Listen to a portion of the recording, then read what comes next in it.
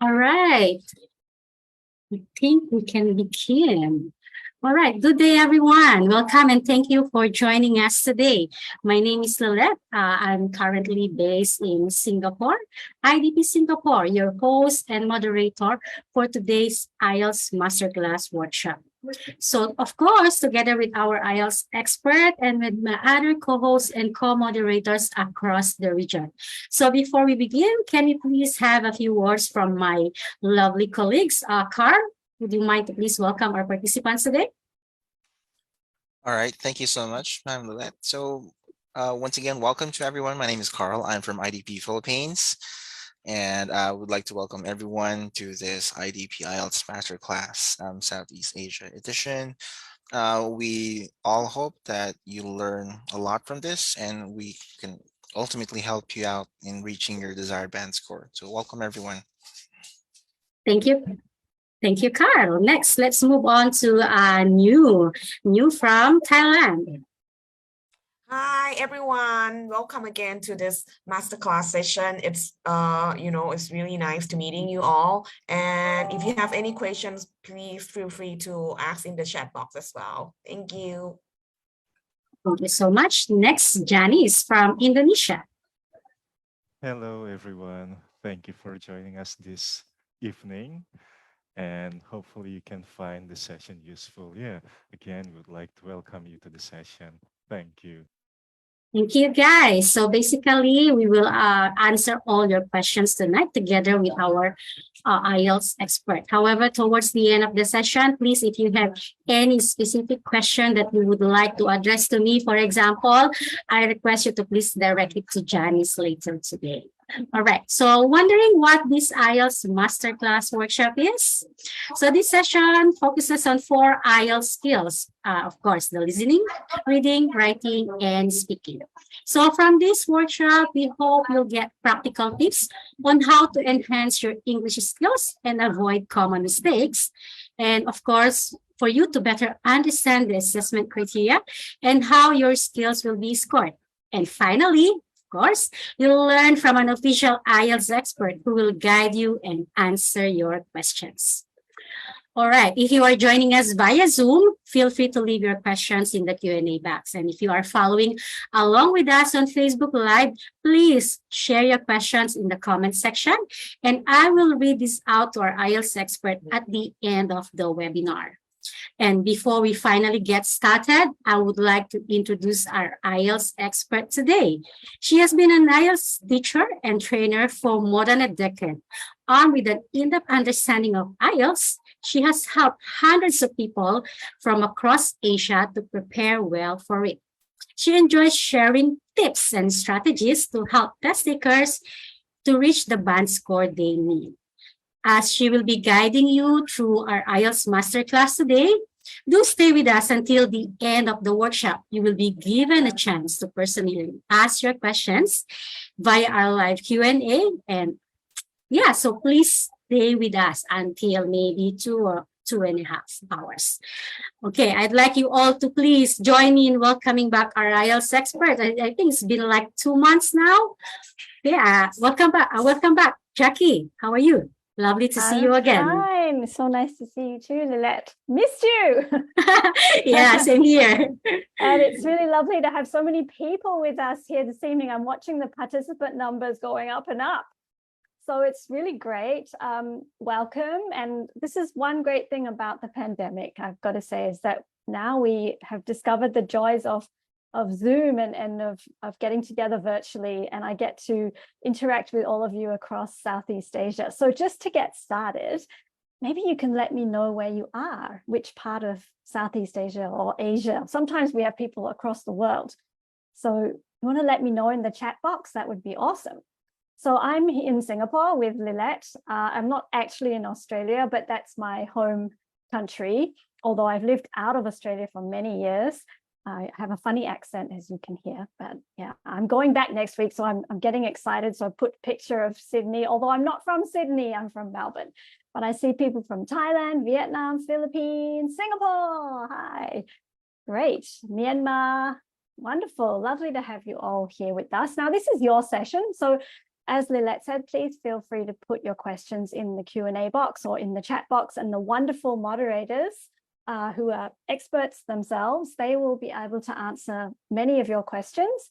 And then we also have time at the end. So if your question doesn't get answered, I'll answer it then as well. Okay, so shall we get going? Yeah, lots of people from Philippines, welcome. Well, someone from Nigeria, that's very exotic and exciting. Okay, so let's get going. All right, so this evening, yeah, so this is really, as we said, is your session. So if you have questions, please put them there. We will cover the 4 IELTS tests.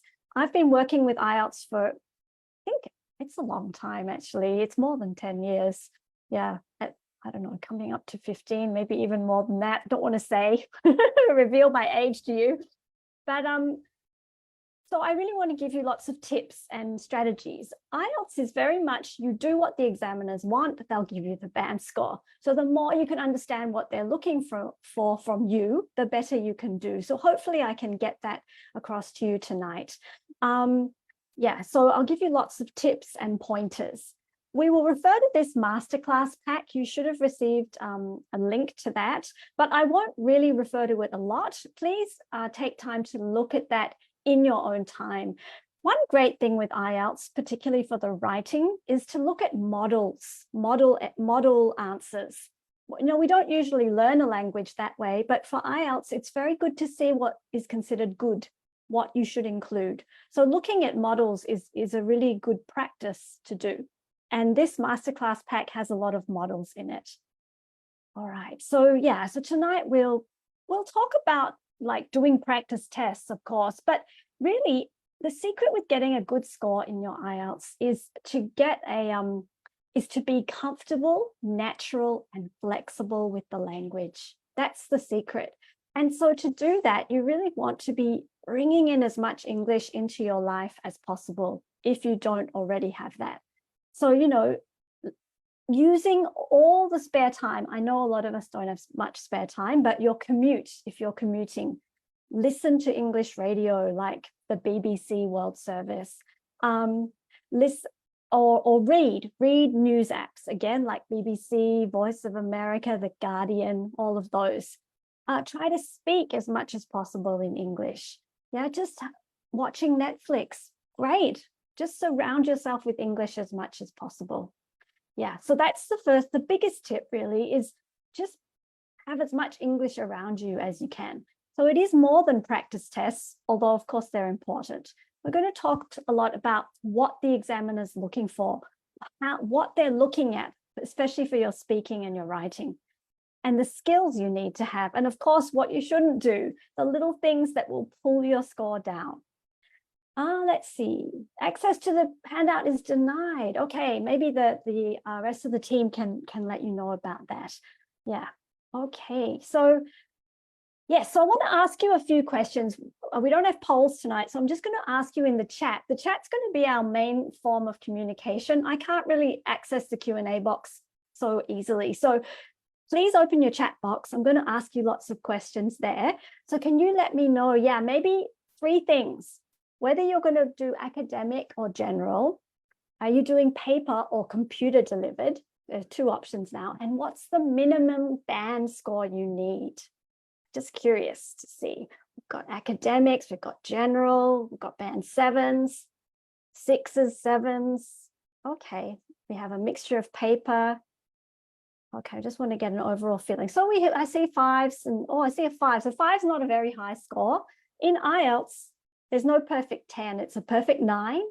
So 5 is not such a high score. Many people need to get a 7. Oh, I see a 4 there. That's not a 9. Is that what you want to get, or is that your minimum that you must get? Very rare that you'd have to get a perfect score, because it's actually really hard to get a perfect score. If they always say if they gave IELTS to, you know, all the citizens in an English-speaking country, so let's think of Canada, for example, the average score would be 7 or 7.5. Okay, that's why when you migrate, they usually want you to get a 7. So just because you're a native speaker doesn't mean you'll get a band 9 for sure. Because band 9 means expert also. Is it hard to get overall band 4? That's quite a low score. It means limited in terms of your English. So 4 it's not difficult. If you can write a sentence like that, Carlo, then I think you're already like band 4, probably. But you've got to remember that this is all done under test conditions. So you have to be able to perform in the test. That's why practicing is so important. So let's get on. So yeah, here's what the band scores mean. So, 9 is your perfect score. So 7 is quite a high score, a good user. So we're going to explore what that actually means, good. And 6, so people get upset when they get a 6. They're like, I failed. Actually, you can't fail IELTS. There's no fail. But maybe you didn't get the score you need. But 6 means competent. That's not a bad score at all. It's just that sometimes you need more than that. Yeah. B1 is like pre-intermediate level. So that would be kind of down, maybe like a 5, 4, 4.55 is a B1. Yeah. Okay. So this is also in your masterclass pack. So let's start thinking. So IELTS is a little bit unfair. We call it the IELTS test, but it's actually 4 tests, isn't it? So listening, reading, writing, and speaking. Which one are you most worried about? Can you let me know in the chat again? Which one concerns you the most? I see a speaking and a writing. Oh, reading.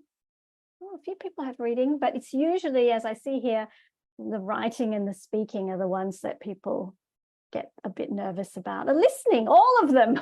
Okay. Yeah, so it is a bit mean because we have to do 4 different tests and they do test different aspects of our English. So whether you're doing computer delivered or paper-based, you do them in this order: listening, reading, and writing. Do you think there's a break? Like do one, go have a coffee, come back? We wish that was like that. Unfortunately, it's writing. Last time Amir got band 7. That's very good. Writing was the toughest. Yeah, often writing is the one that people are most concerned about. It is quite, there's a lot to do in the writing test. Yeah. Yeah, and sometimes people are worried about their speaking, which is interesting to me because the speaking is the shortest test. And the examiners in the speaking, they're trying to help you actually. They're trying to help you do well. But anyway, I see a few people said reading. Reading is a tricky test, I think. Anyway, so we do listening, reading, and writing in this order. And unfortunately, there's no break. The only break is when they, stop one test and start the next test. And you all do it together. Yeah, you can't go faster yourself. So whether you do computer or paper, the content is the same. It's just how you do it is different. Okay, so in total, it's almost 3 hours to do these 3 tests. And then speaking is separate. So it's either going to be before or after. And nowadays with speaking, sometimes it's face-to-face, literally face-to-face, and sometimes it's like this through like a Zoom call. It depends on the country. Yeah. Okay. So that's just a little bit of overview about these 4 tests, and we're going to explore all of these separately. Yeah, so I asked you before about computer and paper, and it seemed like there was a mixture, but it seemed like a lot more people were thinking of doing computer delivered. It is becoming more and more popular. Why? Because the results, you get your results faster within 3 to 5 days, whilst paper takes almost 2 weeks, and you can do it more often usually. Yeah, but it's the same test. Yeah, so people always ask me which one's easier, and it really depends on you and your skills and what you're good at. If you hate computers and you really get freaked out by computers, then try not to do the computer delivered, because you do need to be comfortable using a mouse, typing on a keyboard, reading on the screen. Yeah, so people ask me which one I would do, and I would actually pick paper if I was able to, but that's probably because of my generation. I'm more comfortable reading on a hard copy. Yeah, even though I can type pretty well, I would pick paper, but that's just me, you see. You have to think for yourself what you're good at. I think for younger people, they would probably pick computer, but the test is the same. Okay, so we're going to now explore the 4 tests. So some people said they were worried about the speaking, even though it is the shortest one. Can you remember how long the speaking test is and how many parts? 2 parts. There are actually 3 parts in the speaking and about 14 minutes, 11 to 14 minutes. You are right. Okay, so let's explore this speaking test a little bit. Yeah, so it has these 3 parts, kind of basically the same length, but different things happen in each part. And we're going to talk about that now. So, but before we go into what happens in each part, let's think about what the examiner is listening to when you speak. When you speak, in the speaking test, they only care about 4 things, just 4 things, and that's how they mark you. Can you use basic commands? Yes, on the computer delivered test, you can do cut and paste, but I'll tell you why you may not want to do that too much later on when we talk about writing, but you can cut and paste. So that coming back to speaking, 4 things that the examiner's looking at. What are those 4? Does anyone know any of them? What are they listening to when you speak? Your pronunciation, that's right, Kin.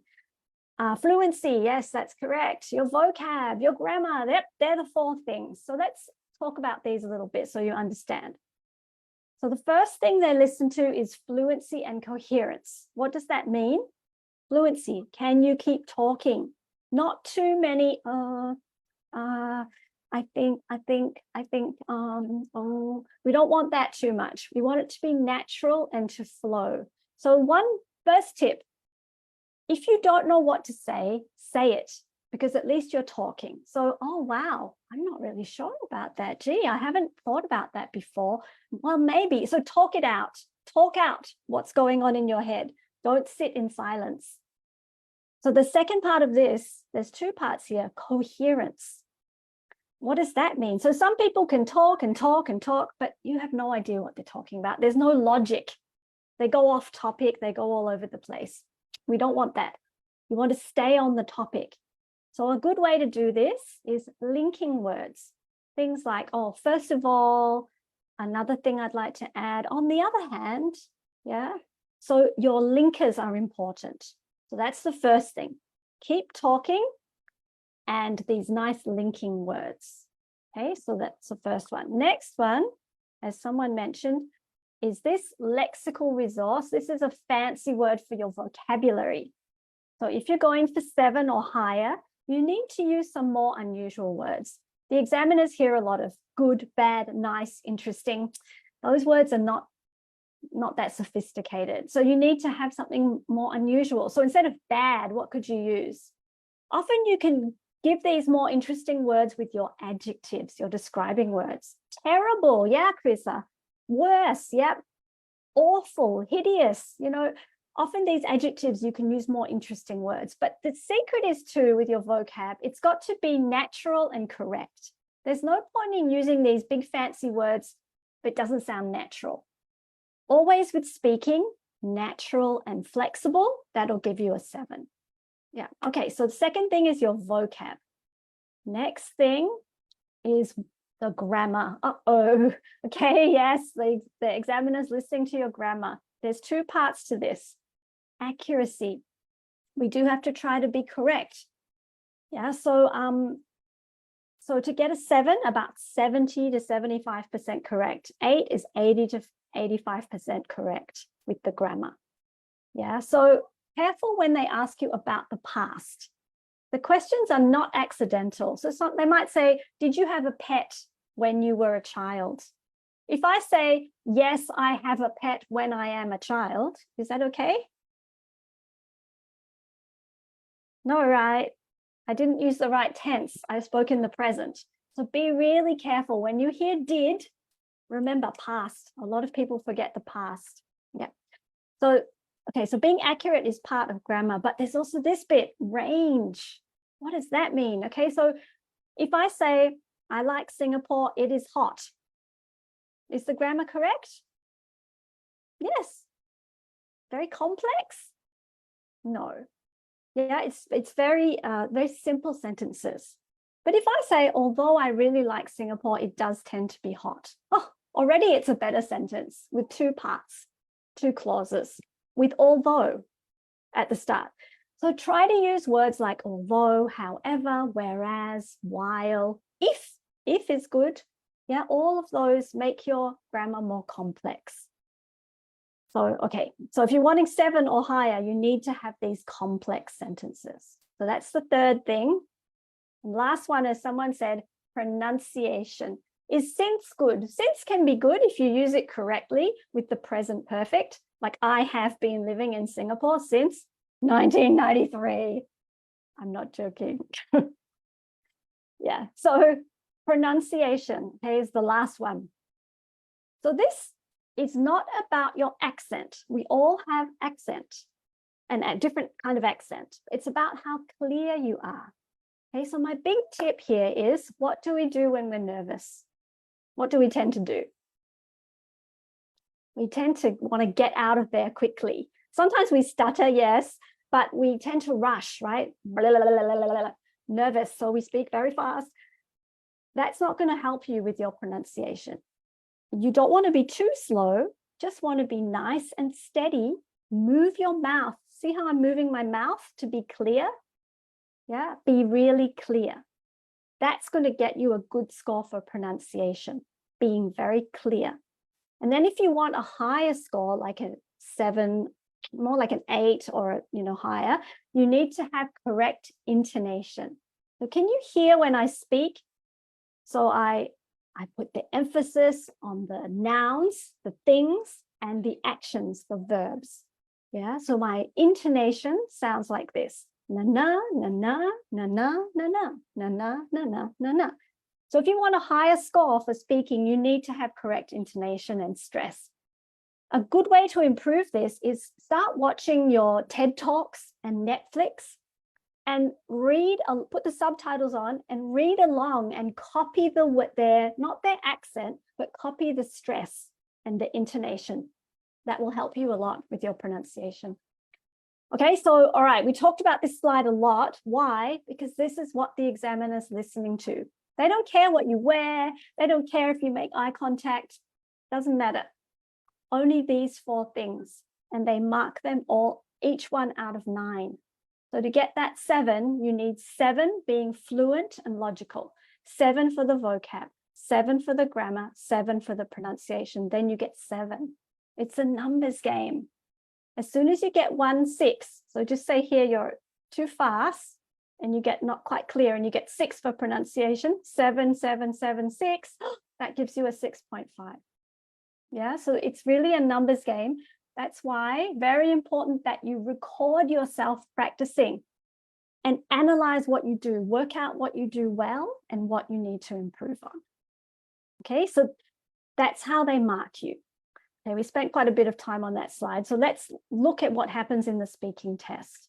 Remember 3 parts? Is it okay to use hand gestures? Totally fine. Just be natural. Do whatever you naturally do.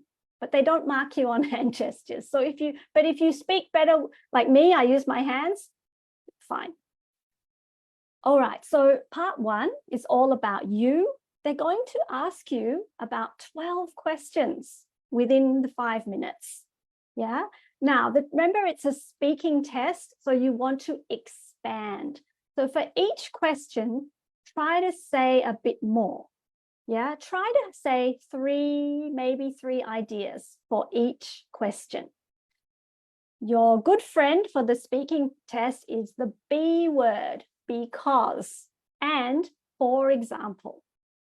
Yeah, so they might say to you, let's talk about your favorite food. What is your favorite food? So if I say, my favorite food is sushi, is that enough?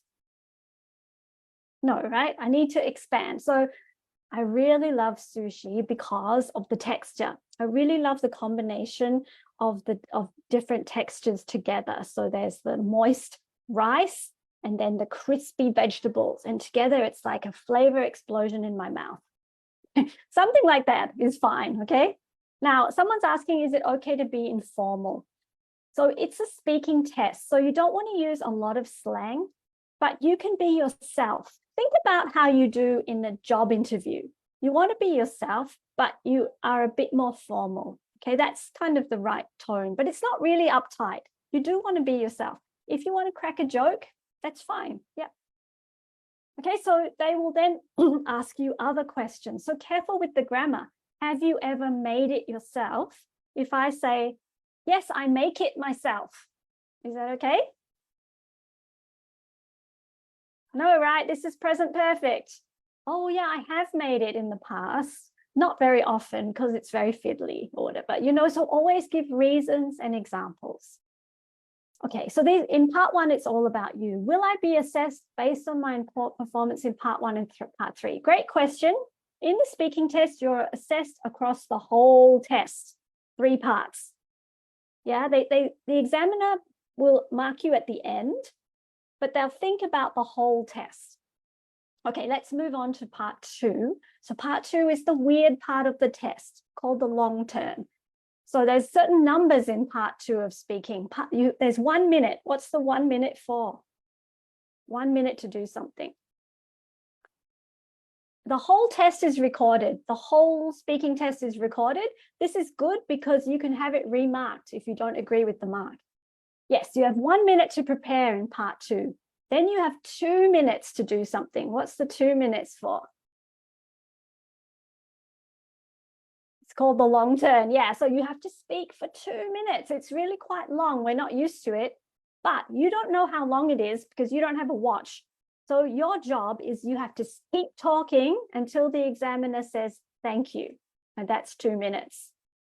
Okay, so to get a good score, you must speak for the 2 minutes. If you run dry, it does affect your score. So we need to talk about that. How can you keep going for 2 minutes? Because we're not used to doing that, are we? So this is what the topic is given. You are given a topic and you have 1 minute to prepare. You're given some paper and pencil. The topic always looks like this. So there's 1, 2, 3, and 1 down here. There's always 4 points. You don't have to talk about these, but these are to help you stay logical because a lot of people ramble in part 2. So describe a school you went to when you were a child. So this, be careful, always check the grammar. What kind of tense should we be using here? Past. Often, it's not always past, but often part 2 is the past, so be careful. Yes, you have 1 minute to make notes, so please make notes, but you can't write a script. Just write some words to help you in case you get stuck. If you suddenly think of a cool piece of vocabulary, then write that down so you make sure you use it. But you cannot write a script in 1 minute. Okay, so these points are just to help you, to give you ideas. You don't have to use them, but you must speak for 2 minutes. So what happens if you run out? You cover all the points and they haven't said thank you. Okay, what you can do is go back to one of the points. So which teachers you remember? Go back and say, oh, another teacher I remember is Mrs. Smith, my maths teacher. She was really nasty. And then you can tell a story, okay? Another thing you can do, if you finished everything about this school, you can talk about a different school. You can say, well, let me tell you about another school I went to. Then you start again, but you must speak for 2 minutes. The examiner will cut you off because that's how they do it. So don't worry if they do that. And don't worry if you don't cover all the points. Okay, so that's part 2, the weird part of the test. Now, part 3, you have the card and you have your notes with you when you do the speaking in part 2. So you don't even have to look at the examiner. You can just look at your notes in the card. Totally fine. Yes, you can say anything in part 2. You can mention the teachers' names. Well, when it's someone saying, I went to 3 schools, do I have to choose one? So just start with one, talk about that one school. And then if you run out in 2 minutes, then talk about another one. Yeah, it doesn't, those points in part 2, they're to help you. It doesn't matter if you don't cover those points. They're just to help you be logical. Okay. All right, so let's go on to part 3. So part 3 and part 2 are connected. Yeah, so part 2 was about the school you went to. Part 3 is about schools. Now, remember part 1 and part 2, who are you talking about? Who are you talking about in part 1 and part 2? Yourself, exactly. So it's not so difficult. Who are we talking about in part 3? let's talk about schools. Let's talk about education policies. It's not you, okay? It's general.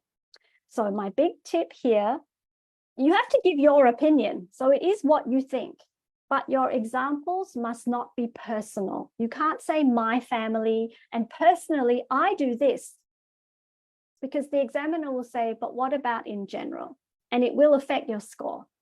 Okay, so the tip is just say people.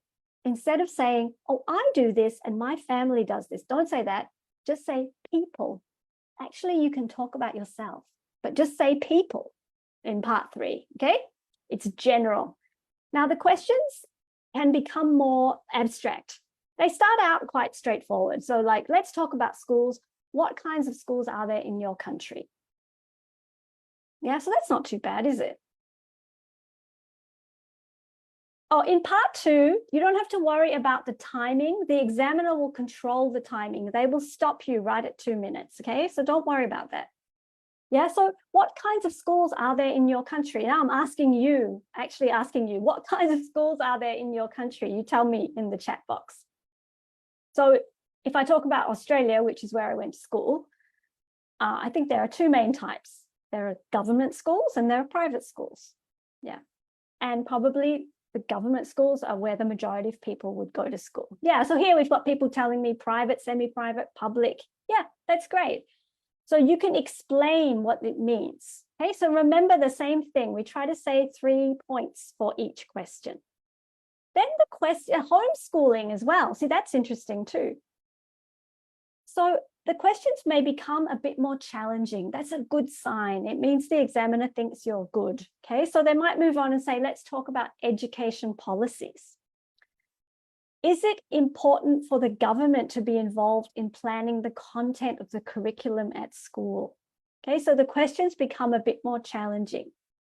The trick here is to give reasons and examples.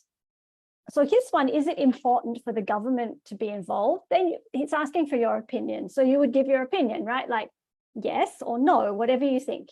Then you give your reasons why.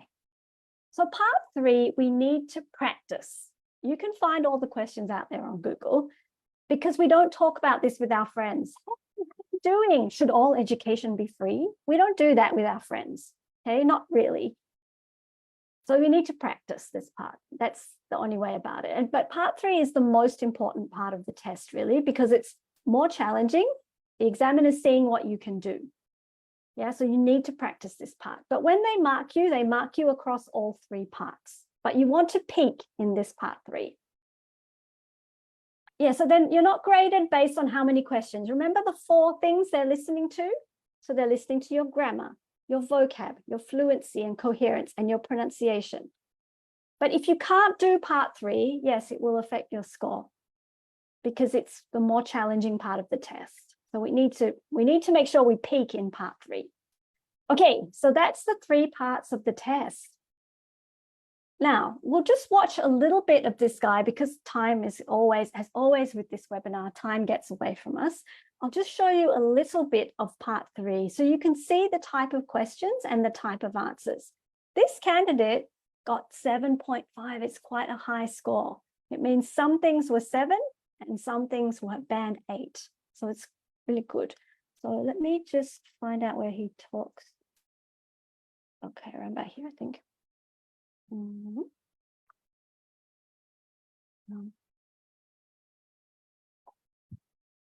Okay.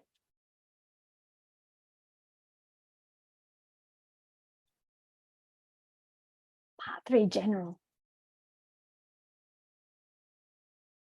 No sound. Oh, okay, hold on. Sorry. Let me stop share. Oh, that's weird. Okay, sorry. Let me stop my share and do it again. I shared sound. That's weird. Share. This. I'm sharing sound. Sound settings. Let's try again. If not, I'll just have to skip it. Can you hear it now? Still no sound. Oh, I don't know why that is. That's weird. Hold on.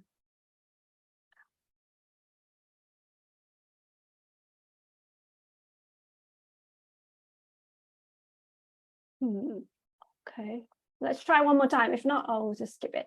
You can find a lot of this online. Democracy. How now? Sounds They've okay come now, Jackie. Okay, Yeah. media woohoo! attention, and they've because of their the manner. And let me take it back a little bit. Questions related to this. Let's consider first of all famous people in your country. What kind of people become famous nowadays? These days in my country, people who become famous are politicians, I should say, because since the time we've entered into democracy, they've come into a lot of media attention, and they've because of their the manner the way they've been doing things for the betterment of the country, they've come into a lot of attention. And also with the improving media in my country, the stars over there, movie stars, have come into great attention. Why do you think politicians and movie stars are famous and popular throughout the world? Movie stars and singers undoubtedly are famous all over the world because of what they do. They entertain people and the way they do things. And politicians, I think, gain attention tend to gain attention on their take over the country, of what they're doing for the betterment of the world, for the betterment of the country, and what steps they are taking to do much better, or how they're going about it. How would you compare the famous people today with the famous people of the past? Big difference between the two. Back then, there wasn't so much of media attention, I could say so. As far as I know, famous people used to be role models, and they used to be good role models. But these days, famous people are role models, yet for many of them, students as well as adults. But can we call them all good models? I don't think so. So do you really think that famous people in the past behaved better, or is it just that we don't know what they did in their private life? It's probably a bit of both. They behaved a lot better, because since we've become more advanced these days, we can do what we feel like. These days, most celebrities and famous people take things for granted and do what they like. Okay, so I'm going to stop it there. Sorry about sound. I thought that it was, I don't know why, glitch, like gremlins in the machine. All right, so let's talk about. Yeah, so you see the type of questions that you'll be asked in part 3, not about you. Okay, so you just need to give reasons and examples. So this guy, Ashish, he got a band 7.5, which is really good. So let's see what the examiners said. So what did you think about his fluency? Was he able to keep talking? Did he use quite good linkers? Yes, they thought he did. Yeah, he hesitated a little bit, but he could keep going, and we could follow what he said, right? And he had good markers. Markers are like the linking words. Okay, what about his vocab? What did you think about his vocab? He had some good phrases, didn't he? Like betterment of the people. Yeah. Yeah, so he did tend to repeat the vocab, you're right. So he made some mistakes. We didn't hear it because it was in a different part of the test, but they said, that's not just my cup of tea. That's not correct idiom. Should be, that's just not my cup of tea. Yeah. So someone to confront, that wasn't what he meant. So he used some vocab incorrectly. So he wouldn't have gotten 8 here. He would have got the 7 there.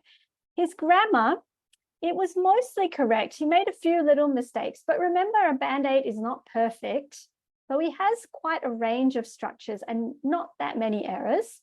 And what about his pronunciation? Did he speak really fast? No, right? His pronunciation was very good. So his pronunciation, he reaches the 8 here. Yeah, he had a wide range. A few little mistakes, like he couldn't really say TH, so he'd say bot and vent instead of went. But just little things though. His pronunciation was clear. He didn't speak too fast. Yeah, correcting yourself is fine in the IELTS because we do that naturally when we speak. So if you make a grammar mistake and you realize, just correct it. But if you don't realize and you only realize later, then just forget about it. It's not about one mistake. Yeah, good. So that's just watching him. But there are many, many, many videos you can see online of people doing the speaking test. Yeah, so you see the different types of questions they have been asked. Okay, so just some overall tips. Like I said, try to bring as much English as you can and speak in English as much as possible. Yeah, we don't want to be too fast. Notice that guy, she didn't rush, just a nice steady pace. He had good intonation, like he emphasized the important words. In part 2, there's 1 minute, but please write some notes during that 1 minute. If you don't know what to say, so use fillers like, oh, gee, I haven't thought about that before. Well, maybe it could be like talk it out. Try not to say how to say, because that means you don't have the vocabulary. So try to avoid that phrase. We want our intonation to emphasize the important words. Yeah. So if you make a little mistake, you realize you can fix it. But if you don't realize, don't worry about it. Remember to expand the B word, giving examples, giving reasons. Sometimes you can argue with yourself. You can say, well, on the one hand, it could be this, but actually it could also be this. That can help you expand, to sort of argue with yourself. So don't memorize the answers. You can find all the questions out there online, but that will make you sound very artificial. Use the questions to practice so that you're familiar talking about these topics. You often have to give your opinion in part 3, so try not to keep saying, I think, I think. What are some different ways to say, I think? You can say, as far as I'm concerned, if you ask me, my take on this is, right? In my opinion, yep, from my perspective, yep, exactly.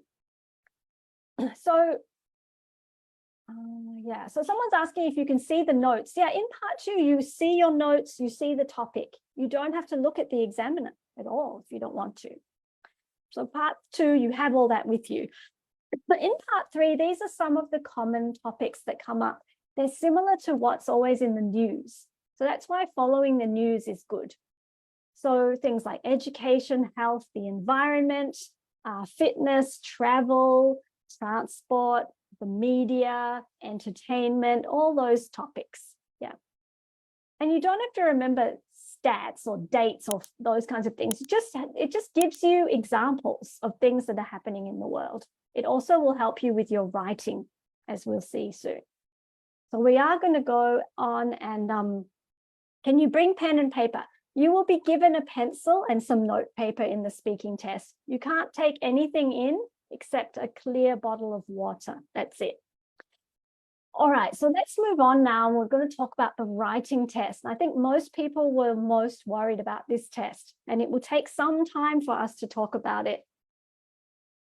If you don't know the word, and ask the examiner. Okay, if you don't know a word in the part 2 in your topic, it's okay to ask the examiner to explain it to you, but the words are not very complex. So ideally don't do that.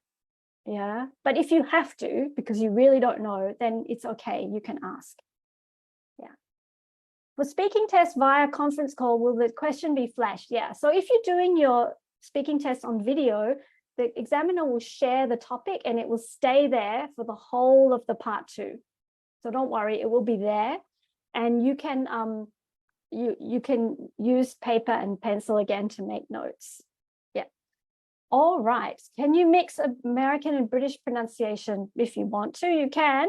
Sure. It's international English. So, but just do what's natural for you. Don't have to be fake. Just do what's natural as long as it's clear. Let's move on and talk about the writing because we have so much to get through. Now, can you remember writing test? How many things do you have to do and how long is it? Can you remember? 2 tasks, correct. And it's 1 hour long. That's right. Okay, so writing is a little bit different for academic and general. So academic, task 1, you have to describe something in words, like a chart, a graph, a table, something like that. Task 2, you're writing an argumentative essay. For general, task 1, you're writing a letter. A bit unusual these days, but that's what you're doing. And task 2 is also an argumentative essay. Okay, so let's think again about the scoring. What's the examiner looking at? You will see here that writing and speaking are actually very similar, believe it or not. And they're marking you in 4 things again. 2 of them are the same as speaking. Do you know which 2 are the same as speaking?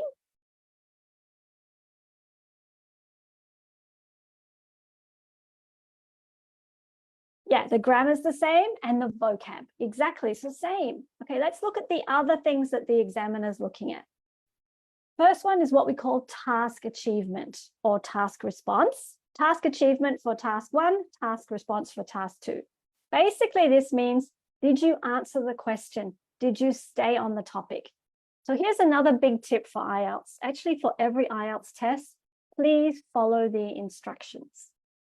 Read the instructions carefully and follow them. A lot of people lose marks because they don't read the instructions. Okay? And this happens here. You must stay on the topic and answer the questions.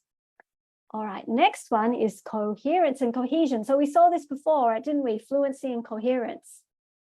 So here we've got coherence and cohesion. So again, it's being logical with your writing. So you must use paragraphs. Big tip. You cannot write one chunk. Write separate, nice, clear paragraphs, about 4 to 6 lines for each paragraph. And then again, this is our linking words to make the writing flow. So firstly, in addition, on the other hand, or conversely, yeah, in conclusion, linking words to make it flow. But because it's writing, it's a bit more formal than speaking. The next one, as many of you mentioned, is your vocab. So same thing as for speaking. You want more complex words. But under here, unfortunately, is also spelling. There is not a spell check on the computer test. So many of us don't have good spelling, so we have to think about our spelling. Then last of all, again, is your grammar, as we mentioned before. Yeah, so the grammar, again, the range, so the complex sentences, and being accurate. Now, with the grammar here for your writing, there's also punctuation. So you've got to think about your full stops, your capital letters, your commas, all of that. Can you use American and British spelling? Yes, it doesn't matter. Both are correct. Yep. All right, good. So again, they're marking each one. When do you put commas? A comma is like, it's a very complicated and long question. I think you better go Google that one. We don't have time to get into the use of commas now. There are several rules for using commas. Yeah. Wow. I don't have time to answer it. You'll have to go Google that one. But commas are like, you know, a full stop is the end of an idea. A comma, it kind of links ideas in a way. But there are many rules with commas. Okay, so under your grammar, yeah, comes punctuation as well. So the same thing as with the speaking, each one is marked out of 9. So to get that 7 for answering the question, 7 for the structure, 7 for the vocab and the spelling, 7 for the grammar. Yeah, and then if you want 8, it just means you do it better, even better. Yeah. Yeah, so Saisha, I'm not going to go into when you use commas. Yeah, there's lots of different rules for commas. So have a look, have a Google. Okay, so that's thinking. We're going to keep thinking about the rules for, not the rules, the marking for the writing, okay? What the examiner is looking for. We're going to keep thinking about this as we explore the writing. So we have to divide it up a little bit because your task 1 for academic and for general is different, right? So if you're doing general tests, you can have a little break right now. Go grab a snack, grab a drink, come back in about 10 minutes. Yeah, and academic, please stay. But then general, we'll talk about your task 1. Okay, so academic task 1, can you remind me what you're doing? for your task 1? What is it? Remember? What is it? Academic task 1. Yes, you have to describe something with words. Now, how many words should you write minimum? 150 minimum, and you've got 20 minutes. However, nobody tells you, okay, start task 2, finish task 1. You have to manage your time, okay? So really be careful with the time. Only spend a maximum of 20 minutes on this task 1. Why? Because it's not worth as much. Yeah. All right. So your job here is you're given something visual and you have to describe it in words, visuals into words. Okay. That's always your job. So let's have a look at what we're talking about here. So here's a past question. So sometimes you have 2 things. Sometimes you only have 1 thing. Don't worry, we just use the same technique. You just describe what you see, same thing. Now, you're given some rough paper, yes, for writing. Yeah, so don't worry about that. Now, remember you only have 20 minutes, so we need a quick way to do this. So I'm going to go through a technique. Okay, so first thing, of course, we have to do is read what we're dealing with. The charts show the number of Japanese tourists traveling abroad between 1985 and 1995 and Australia's share of Japanese tourist market. Okay, so this is the number of Japanese tourists going overseas, and this is how many went down under to Australia. Okay, summarize by selecting and reporting the main features and make comparisons. This bit is the same for every single task 1. This is your job. Summarize, pull out the main features, compare. You must do this no matter what your topic is. Okay, summarize, main features, compare. So now we know that we're dealing with this Japanese tourist traveling abroad. Let's look at the time period. Is it past, present, or future? We always check. It's the past. So often they're the past, but just make sure. Now we need to spend like a minute or 2 working out the main features, understanding what's going on.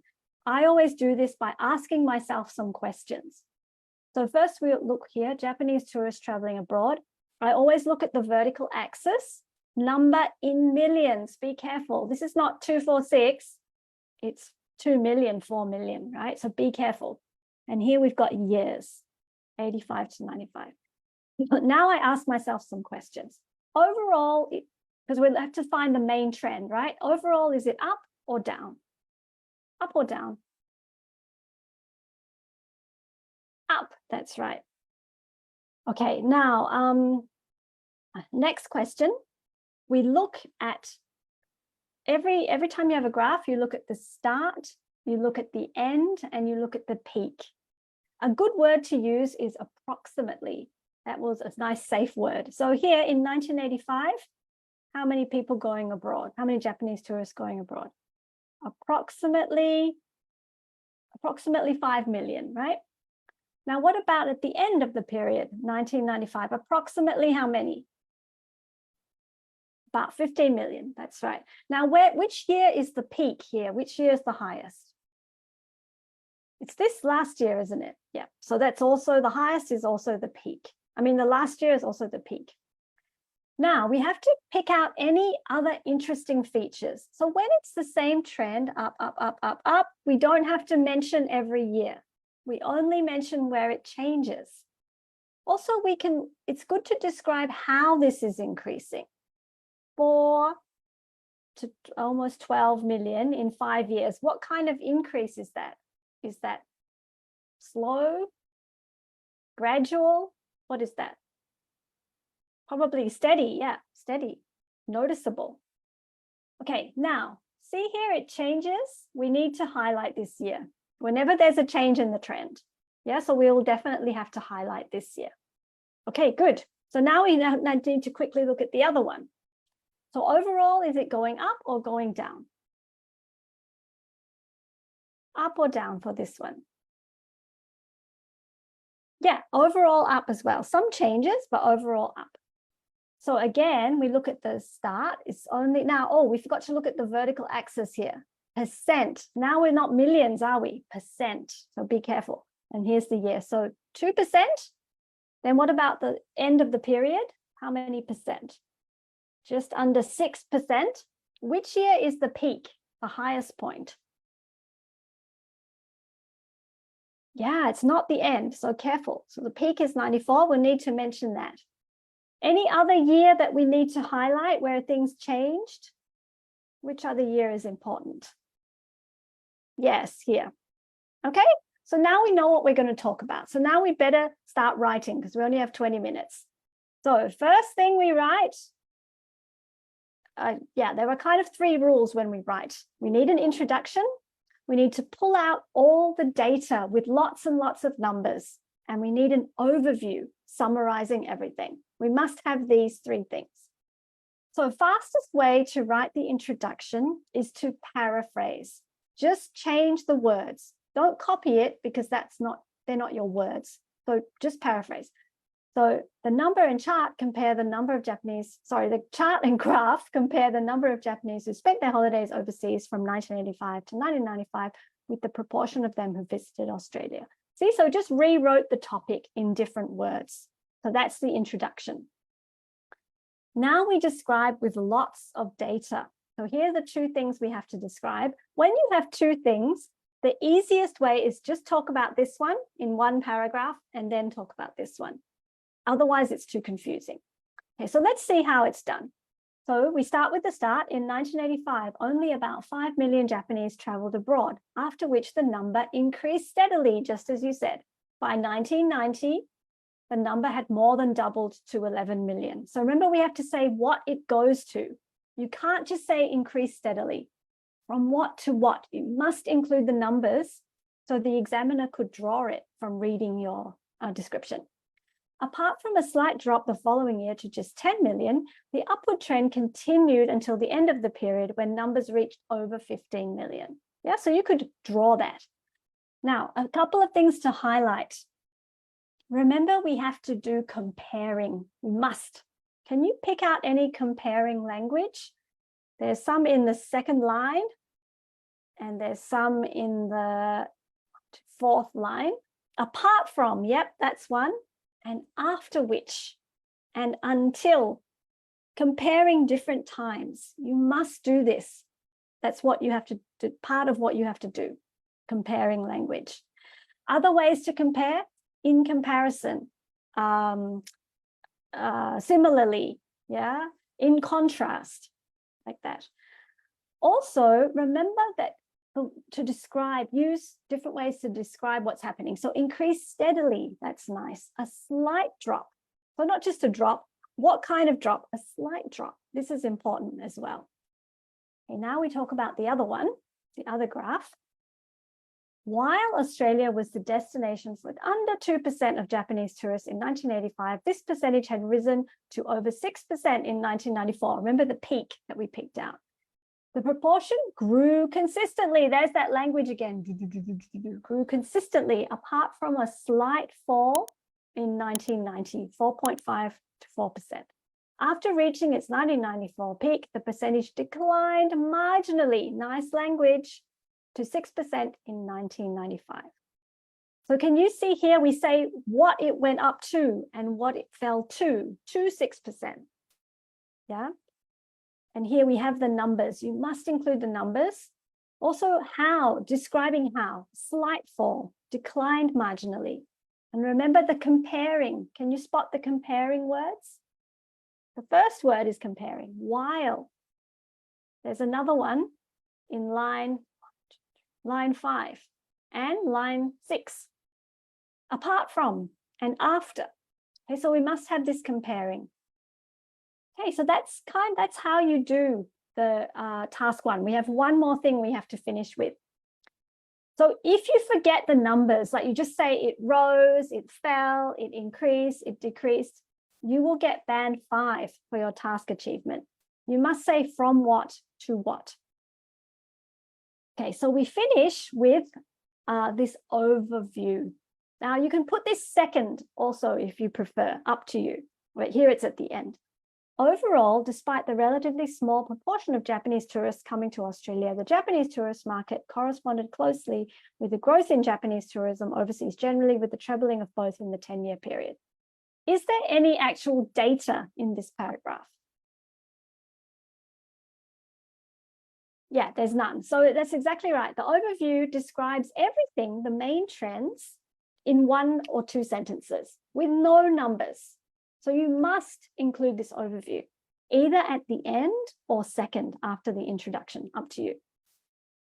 If you forget the overview, just forget about it, then you get band 5 again. So it's very important to include the overview. Okay, so task 1 academic takes time to learn how to do. Yeah, it's not quick. So that's why I tell you to look at models. Yeah, so remember, you have your introduction, you paraphrase, you describe with lots of numbers, and then the overview has no numbers and just summarizes everything. But you must have 150 words, must have that overview, pull out the main things like we did, the main features, not every single piece. You must have lots of numbers. Don't forget to compare, apart from while, whereas, similarly. And the comparing words also become like the linkers to make it flow. Usually you have 3 or 4 paragraphs for task 1 academic. Checking for mistakes, I'm going to talk about later. Okay, now be careful. You must have the numbers. So don't say it rose, it fell. From what to what? Okay, we never interpret. So don't say, oh, I think lots of Japanese tourists are going to Australia because they want to be Crocodile Dundee. No, just describe what you see. Okay.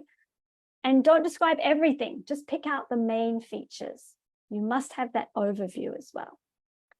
Okay, so task 1 academic is quite tricky. Yeah, so it takes a while to learn how to do it, but this method is the same. We have another webinar, a writing webinar, so we'll talk more about this then if you want to come to that webinar. Okay. The introduction should not have any numbers. The introduction should just rewrite the topic in your own words. All right, so that's academic. You can go have a little lie down now. Whew. I'll be about maybe 7 minutes talking to general, but please come back because we have to talk about task 2, the essay, which is actually the most important part. General people. Oh, hang on, one more question. Should the overview and the introduction be in the same paragraph? You can do that. You can put the overview and introduction in the same paragraph. Yes, that's good. If you're putting it at the start, that would make sense. Okay, so you need to reach 150 words or it will affect your score because you can't cover all the information. You need 150 words, minimum. You can write more, but you must reach the minimum. Yeah. Okay, general task 1. Can you remember what you're doing? What is it? It's a letter, so it's much easier than academic task 1. It's just a bit strange because we don't really write letters that much, do we? So when you get your letter, it looks like this. The layout is always the same. It tells you how to start. So here, dear sir or madam, please just follow that. Do not change it because remember, IELTS doing well is following instructions. Just keep it the same. 20 minutes, minimum 150. So it looks like this. There have been some problems with public transport in your area recently. Write a letter to the manager of the public transport company. In your letter, describe the problems. Explain how the problems are affecting the public. Suggest the changes.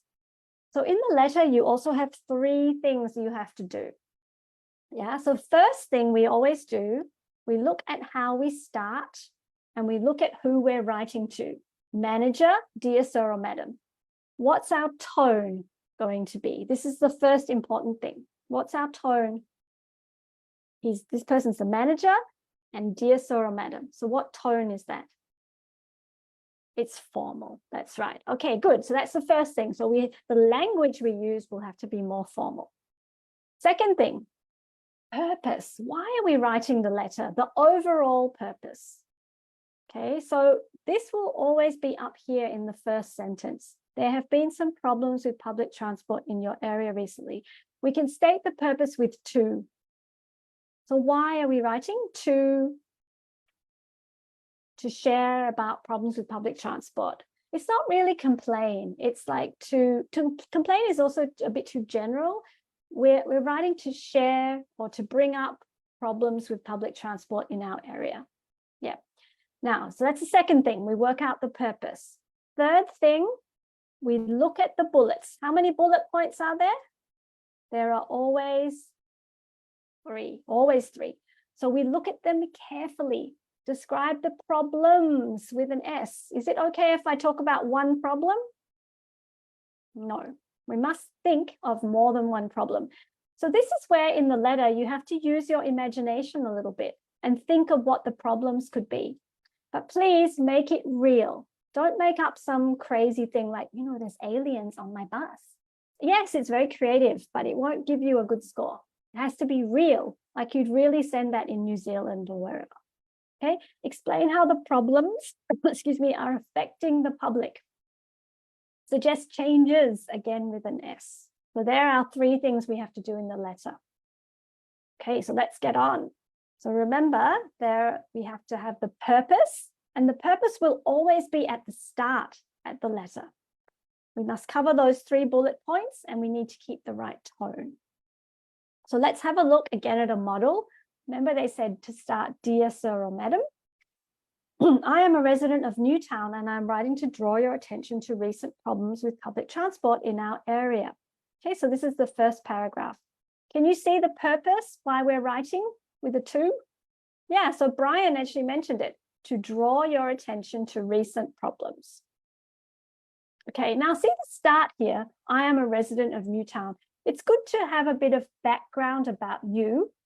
Not saying your name, but just a bit of context or background. So this is a good way to start. I am a resident of Newtown. I'm writing to draw your attention to recent problems. So now we talk about the first bullet point. Again, in the letter, it's good to use linking words to make it flow. So here's a linking word, briefly. So this is the first problem. The road works along Hill Road have led to long delays. That's first problem. Can you see the linking word for the second problem? Using a linking word. Furthermore, so second problem. New weekend bus timetable has dramatically reduced the frequency of buses. What's the timetable and the roadworks? There are 2 problems. See, they sound real.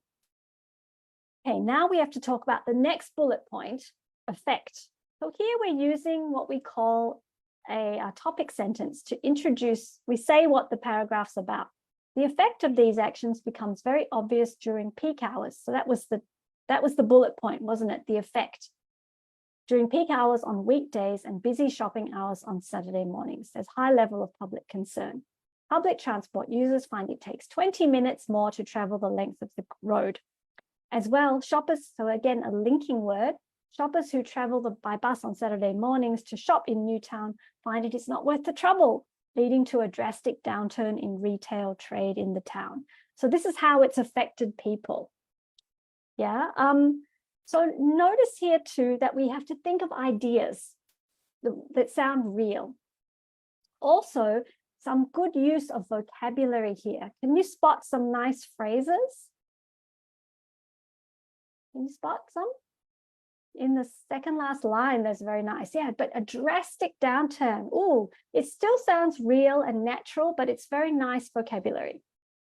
High level of public concern. That also sounds good. Rather than people are upset.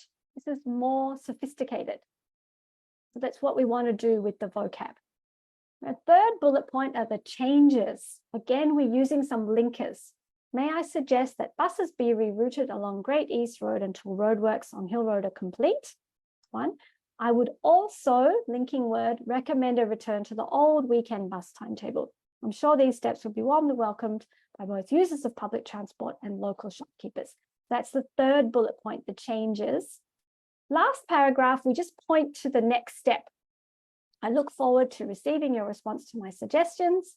Don't forget to sign off. Yours faithfully. So we had dear sir or madam. So our sign off should also be more formal. Yours faithfully. Don't forget the name because it's a letter. Simon Smith. That's really how we do the letter. Usually 5 paragraphs. So if you forget a bullet point, like you forgot to put the suggestions in, just forgot about that, it's bad news because you get a band 4 for task achievement. So make sure you cover all the 3 bullet points. It's usually a good idea to have 1 paragraph for each bullet point. The paragraphs should also sort of be roughly the same length as well. And remember the tone, keeping the correct tone. So this is more formal. So we have words like, I write to draw your attention. Furthermore, high level of public concern. Yeah, sign off is more formal. So don't mix up the tone. I just want to draw your attention, like the letter, to this in your masterclass pack. We won't really look at it now, but this is a real one. Someone answered that question and they got a 6.5, which is a pretty good score. There are a few too many grammar mistakes, but this person has answered it pretty well. So have a look at that in your own time, and you can read the comments from the examiner as well. So you can see what a 6.5 looks like. Just to confirm, for academic writing, we're not allowed to interpret. Yes, academic task 1, never interpret, only describe, never interpret. You'll lose marks. Okay, all right, so just sum up about the letter. Yeah, so please do what we just did. Look for the tone, look for the purpose, look for the bullets. Sometimes your tone is informal, write to a friend, which is kind of strange, I know. The secret here is to imagine that you're speaking to the person, but write in full sentences. Oh, never use bullet points in the letter. You will lose marks. You must use full sentences. Yeah, careful if the bullets in the question, those bullets have a plural like problems. You have to think of more than one problem. The purpose is in the first paragraph. We usually have 5 paragraphs in the letter. Last paragraph, we look to the next step, look to the future. Yeah, really think about the tone, which you get from how you start and who you're writing to. Try not to copy the words in the topic. Try to use different words, synonyms. And just start how they tell you. So dear sir or madam, sometimes it's dear ... then you make up a name. No need to include your address, just put dear to start and make sure you close correctly as well. Okay, so that's task 1 general, much easier, right? Okay, good. Now I hope academic people are back. We need to move on now and talk about task 2, because task 2 is worth a lot more. It's worth 66%. What are you doing for your task 2? Can you remind me? And how many words? 250 words. What are we writing? We're writing an essay, yes. And you should take about 40 minutes. It is a short essay. It can feel long at the time, but in the real world, it's extremely short, 250 words. There are different types of essays, so we won't go into this in great detail. Sometimes they ask you for your opinion. Sometimes you're asked to discuss something. And sometimes there are different questions to answer. The most important thing is just do what the instructions tell you to do. Yeah, just follow the instructions. I know I'm sounding like a broken record. That's really important. Okay, so here's a typical topic. Oh, the difference between general and academic is just the topics. So the topics for academic are a bit more abstract, not quite so straightforward. Yeah, but the method is exactly the same. So in every single essay, we have to do this. We have to give reasons and examples. Every essay is the same. Give reasons and examples. Okay, now let's have a look at a typical essay. Children who are brought up in families who do not have large amounts of money are better prepared to deal with problems of adult life than children brought up by wealthy parents. To what extent do you agree or disagree? Okay, so this is a typical question. It's divided into 2 parts. There's the topic, what we're talking about, and they're your instructions here. Okay, so I always just sort of say the topic in my own words, so I kind of understand it myself. What are they saying? So children who are not so rich, when they grow up, they can cope better than rich kids. That's what they're saying. So what do we have to do in this essay? To what extent do you agree or disagree? Okay, so this is an opinion essay. What is our opinion? Be careful with this word extent. It means how much, like on a line. So do you mostly agree? Do you strongly agree? Do you partially agree? Do you mainly agree? Do you mostly disagree? Where are you on this? Yeah, where are you along this line? Completely. Okay, you can completely, but I honestly don't think it's so good to completely agree, because why? I think the strongest essays always consider the other side. So I would advise you to strongly agree rather than completely. But you don't have to, but that's what I would suggest. You do have to explicitly answer, Huiling, how much you agree or disagree. Why? Because that's what this essay is asking you to do, and IELTS is always about following instructions. So you have to decide what you think. Yep, in this type of essay. Okay, good. So now let's have a look at one. This is a real example, and this person got a band 8. This is also an academic topic, just so you know. And this is in your masterclass, so you can read the comments, but band 8 is a high score for writing. It is quite challenging to get a band 8. Why did this person get band 8? Because the reasons are really strong. The vocab is very good. There are very few grammar mistakes, and the structure is very clear. Okay, but it's not perfect, but it is well done. So can you see here? We'll just have a quick look. You can look at it in your own time too. I do agree to the statement that children brought up in poor families are better prepared to deal. So this person, she sort of quoted the topic. Don't do that, because they're not your words. So it's much better to rewrite the topic in, like, paraphrase the topic. Don't copy it. But the position, she says she agrees, she or he. I feel like it's a girl. That's why I'm saying she. Looks like girl writing to me. I do agree. Okay, so we know straight away, agree. So then the reasons are strong. First reason is in this paragraph. Children of poor parents are prematurely exposed to problems of adult life. Remember, we have to give examples. The better still would be to write for example. It's better to write slightly more formally in the essay. Learning to survive on a low family income and sacrificing luxuries for essential items. These children begin to see the realities of life. Okay, so a good reason, one reason. Now, another reason is in the second paragraph. These children are taught reasoning, necessary skills for survival as an adult from an early age. Many children, for example, again, work in the weekends or holidays to collect money. A good example is many children who accompany their parents to sell produce. So giving examples and reasons. Third reason, remember, we have to give reasons and examples. Children of poor families are highly motivated. They set high goals. A relevant example would be Mr. Bill Gates. Okay, so I don't know if that's true or not, but okay. It's not so much about being true, but that's an example. Now this person considers the other side. However, there are some problems that children from poor backgrounds do encounter. They're robbed of their childhood. They feel cheated. Okay, so it makes a stronger essay when you at least have one paragraph to consider the other side. Why? Because every single topic has two sides, right? And then a conclusion to sum up all the points. Okay, so this is a very strong essay. Yeah. Okay, so there's a question here about quick outline. Yeah, outline is good. It's also a really good idea to think of your reasons before you write, to brainstorm your reasons. But this makes a much better, stronger essay.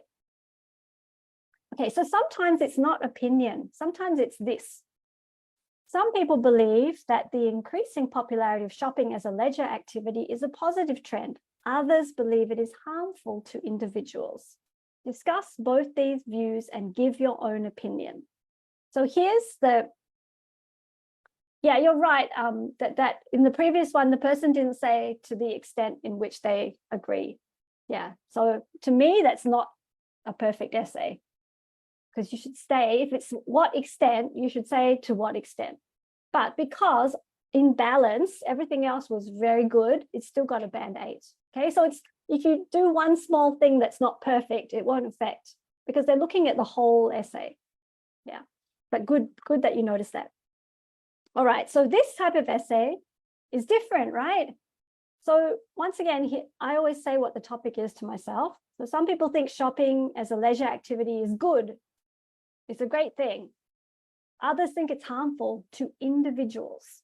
So be careful, not to society, but to individuals. Discuss both these views and give your own opinion. How many things do we have to do in this essay? How many things?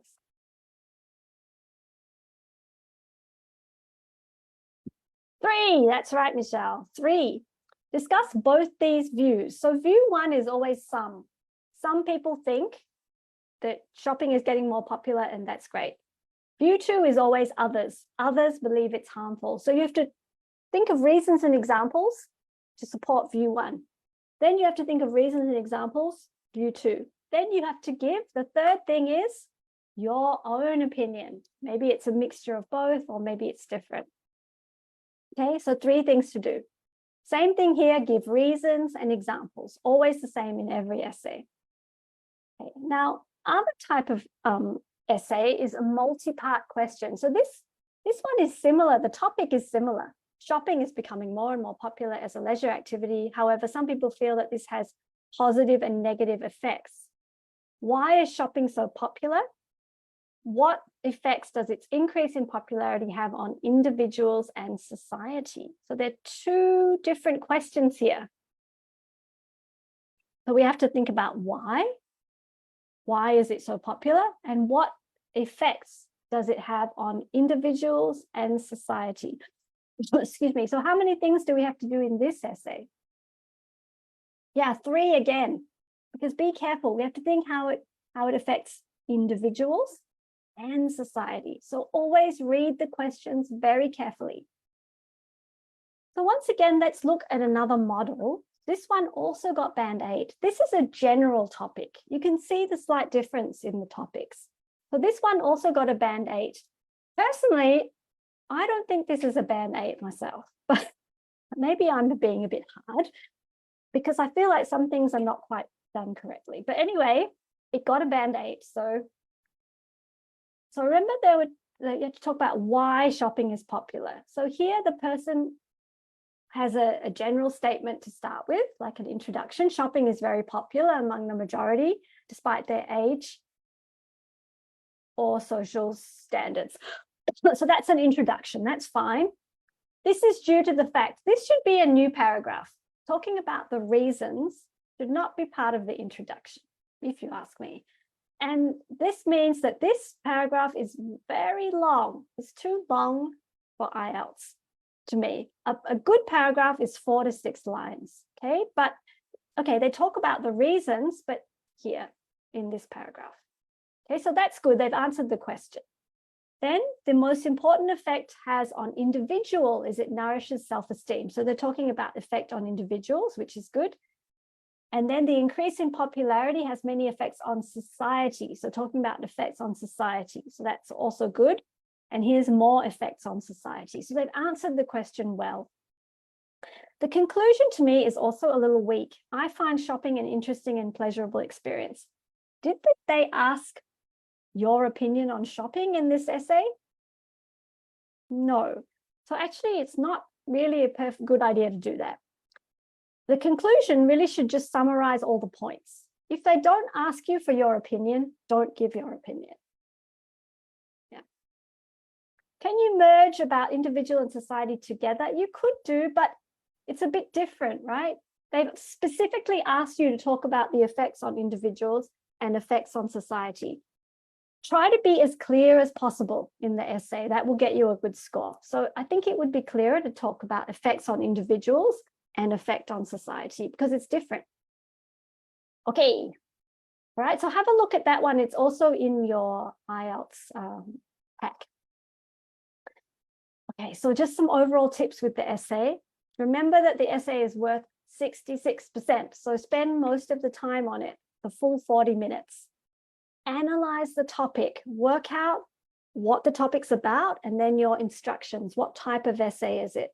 Then brainstorm, think of your reasons and examples. Think about your structure, how many paragraphs you're going to have. Usually in the IELTS essay is 4 or 5 paragraphs. Should be clear what each paragraph is about.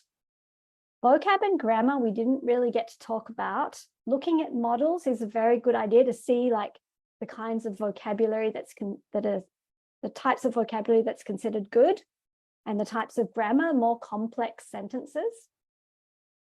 So we want to analyze what we have to do and think of the reasons and examples. Again, we want linking words to make it flow. If you run out of time, do not use bullets, or notes, because you'll lose marks. You must write in full sentences. Now, checking. This is tricky. So maybe you have very good grammar, so you don't have to worry. But if your grammar is not good, what I suggest you do is write an essay and show it to someone who has very good grammar. Get them to point out your common mistakes. So you find out what you tend to do, then work on that. Then in the real test, make sure you look for those common mistakes that you tend to do. Spelling, if you have bad spelling, I advise you to find an app online, like an IELTS spelling app, something like that, and practice some spelling games, because many of us have bad spelling now, but spelling is just something you have to drill and remember. So maybe if you find some spelling games, it's more fun. Okay, so that's speaking and writing, and we spent a lot of time on those because those two, because they're marked by examiners, there's a lot to talk about, a lot of things you have to think about doing in those two tests. So now we'll talk about reading and listening, which are also similar. Yeah, reading and listening are similar, speaking and writing are similar. Listening and reading are very different from speaking and writing though. Listening and reading are kind of mean tests. They're full of tricks and traps. So you need to be really focused. Okay, so the answer is either right or wrong. For the computer delivered test, there is a countdown on your computer that counts down the time. Yep. Okay, so listening is the second shortest test. And then do you know how many questions? Oh no, I'm fine. Don't worry about me taking a break. I'm used to doing this. Okay. 40 questions. Now, how many times do you hear it? Yes, we only hear it once. That's the annoying thing about the listening. The listening test gets harder. Yeah. So it has 4 sections and it gets harder. Part 1 and part 2 are kind of okay. 3 and 4 are much more difficult. So we want to get most of our points in the first half. To get a band 7 for listening, you need to get about 30 or 31 out of 40. To get a band 8, you need 35 out of 40. Okay, so yes, so we need techniques and strategies because we only hear it this one time. Listening is the first test you do, so you also need to really focus because you'll probably be a bit nervous. Yeah. All right. So we're going to try a little bit of a listening test. Just the first, just part 1, which is the easiest part. Part 1, there are always 2 people talking. Now in the listening, remember I keep saying the same thing, follow the instructions. Yeah, so this is on page 22, or what I want you to do though is type the answers into the chat as we go through. To get a band 4, actually I don't know. So if band 7 is 30 out of 40, band 6, 25, probably about 20. If you look on the IELTS website, IELTS.org, I think you can find that information there. Okay, so for listening, most important is follow the instructions. So they will always give you time. They'll tell you which questions to look at, and then they will give you time to look at the questions. Okay, so when we go through this, please write the answers in the chat box. Okay. Sorry, let me go back here. So they'll give you some time. All right, so I'll just go quickly through it now. This is being shortened from the real test. So it's a little bit all over the place, but it's fine. Okay, so complete the form. That's what we have to do. Write one word and or a number. So always be really careful with this. How many words can you write? Only one, plus a number. A number could be a phone number. That's considered one number. But you can't write two words, can you? Can you write two numbers? No. So be careful. Okay, and then they give you some time to look through the questions. They'll say, now you have some time to look at questions 1 to 5 or something like that. So what do?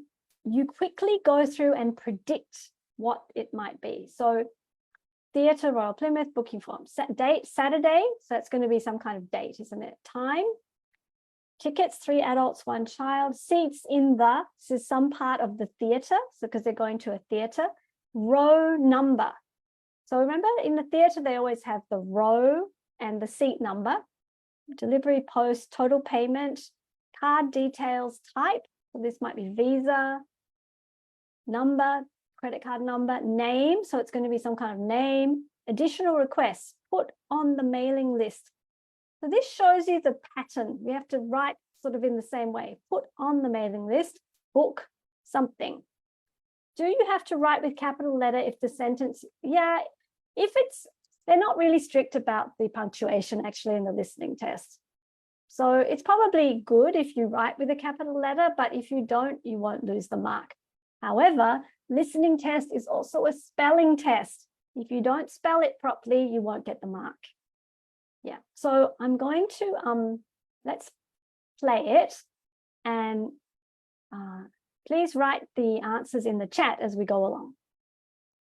Now we shall begin. You should answer the questions as you listen, because you will not hear the recording a second time. Listen carefully and answer questions 1 to 4. Hello, Theatre Royal Plymouth? Oh, hello. I'd like to make a booking, please. Yes. What is it you want to see? The Imposter. Right. And which day did you want to come? Friday the 25th. Can you hear? Just a moment and I'll check availability on the computer. Oh, sorry, we're fully booked for that performance. Oh, dear. Oh, sorry. What about the following day, then? The 26th? Yes, that's okay. We've got 2 performances on that day, one at 3:30 and one at 7. Which would you prefer? Oh, the later one, please. Mm-hmm. How many people? Well, there are 4 of us. Are there any concessions? Any children? Oh, I'm not sure. My daughters are 15 and 12. Do they get concessions? Only the 12-year-old, I'm afraid. So that's 1 child and 3 adults. Any idea where you'd like to sit? Stalls or circle? Tickets for the stalls are a bit more expensive. £12 for adults and £8.50 for children. The circle costs £10.50 and £6.50. Do you get a good view from the circle? Oh, yes.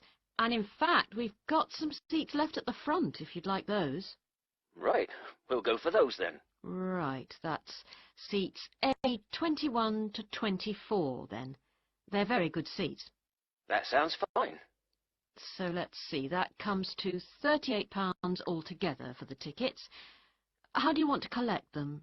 Shall I put them in the post? They'd be sent today by first-class mail, and there'd be an additional charge of £1 to cover postage and administration. Or do you want to get them from the box office yourself? Oh, yes. Could you send them, please? No problem.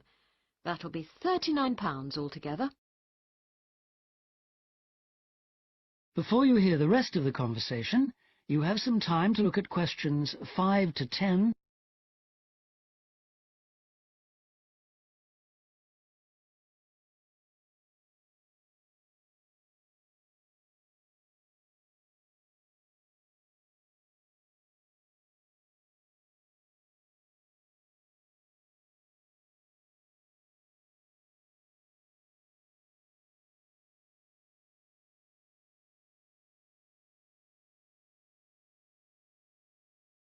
Now listen and answer questions 5 to 10.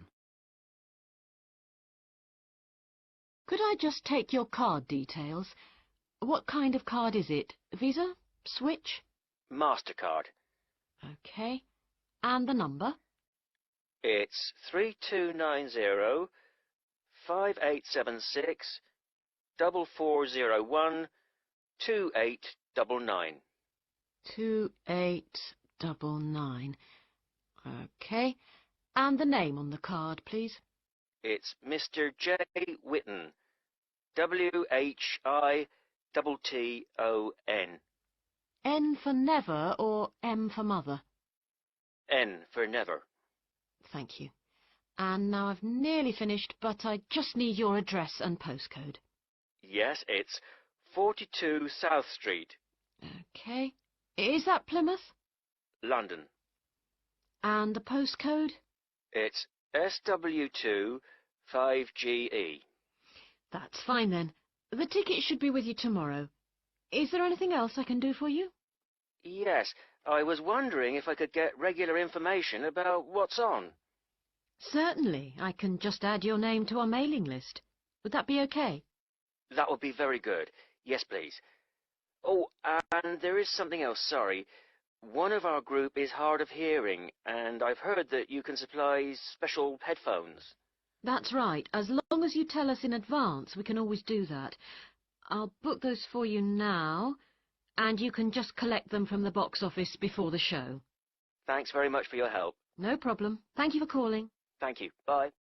Okay, good. So we took some questions out. That So is- actually, in the real test, yeah, you would have the postcode and the address. So part one of the listening is always like this, exchange of information. Is So the let's end of have a look section. at the answers. I'll just... Okay, now, are there any you want to discuss? So I noticed that some people wrote headphone. Headphones is always plural in English. So if you left the S off, unfortunately, you wouldn't get the point. So you have to listen carefully too. Did they say headphones with an S, which they did? Yeah. Then the seat row and number. Yeah, most of you got that. So it's the row number and this number. This is considered one number. Yeah. So are there any that you want to ask about? So you see, part one of the listening is not that difficult. Yeah, you just have to pay attention. The tricky part with this headphones thing was that they talked about it before they said the word book. So the secret with the listening test is as soon as you get one answer, you have to start looking at the next question. You have to keep moving forward. But the good news is you never have to go backwards. The questions always go in order. Unfortunately, if you didn't have the row number, yeah, you wouldn't get the point because it's A, 21 to 24. Yeah, so they said A. They actually said A. So because it's a row, in the theater, we always have a row, right? Like when you go to the movies, you have the row and the seat number, right? Yeah, so you did need the A. You wouldn't get the mark, unfortunately. Yep. Okay, good. So that was just a little taste of what it's like doing the listening. And that's the easiest part. So the test does get harder. Part 3 and part 4 particularly are much harder. Yeah, so they always give you time to look at the question so you can predict what kind of information it will be. It's good to like look at the key words and think so you know what you're listening for. So the listening test is all about synonyms, words that mean the same thing. So is the word that they say the same as the word in the question? This is the same for the reading test as well. So always in order. So as soon as you get one answer, start looking at the next question. Be careful with that word limit, so only one word. They do guide you through. They often will say a word from the next question. So you know, oh, we're moving to the next question. And sometimes their voice will go up, like, or go down. So they'll say, and now, like they introduce a new idea. Then you know you're moving to the next question. Okay, now reading test and listening test are very similar. Can you scribble on the question page? If you're doing listening tests, if you're doing paper-based, you answer on the question paper and you have 10 minutes to copy onto the answer sheet. So yes, you can scribble all over the question page.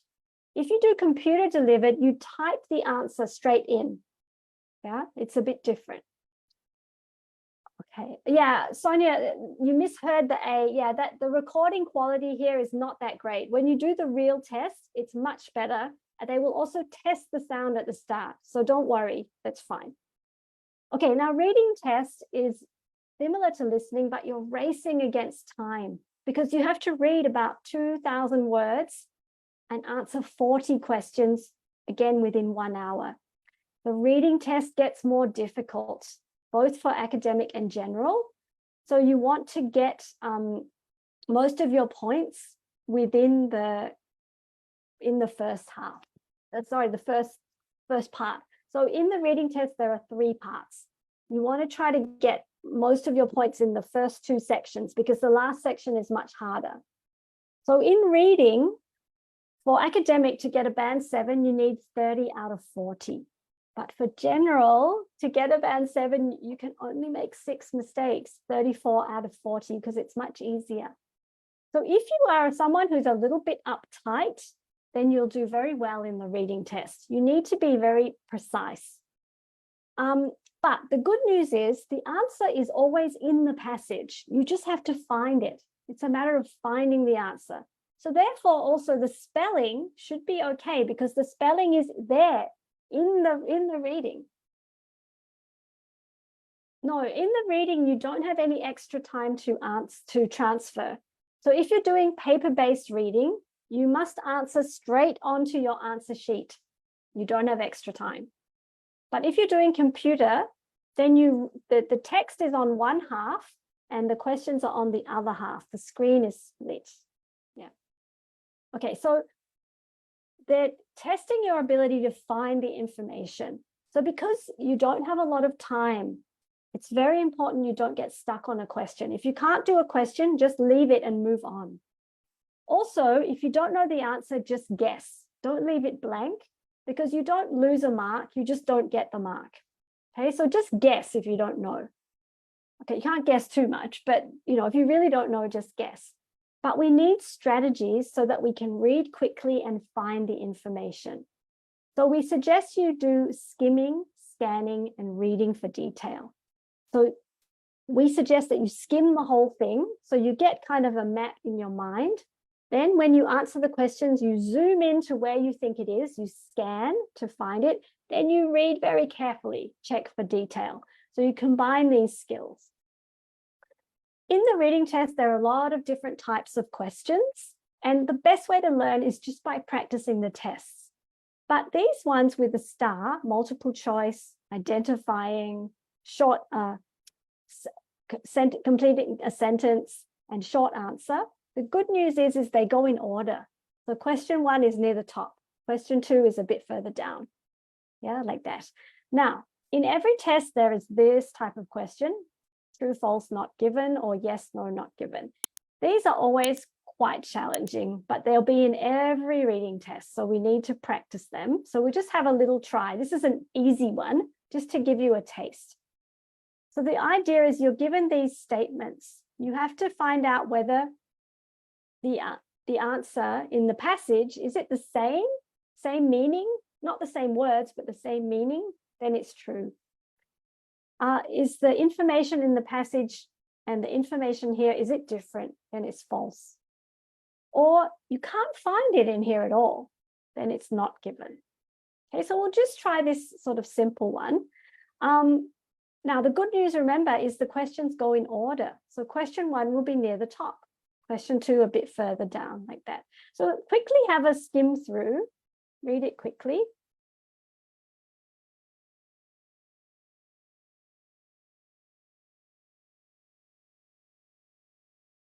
So you're always wanting, again, band 4.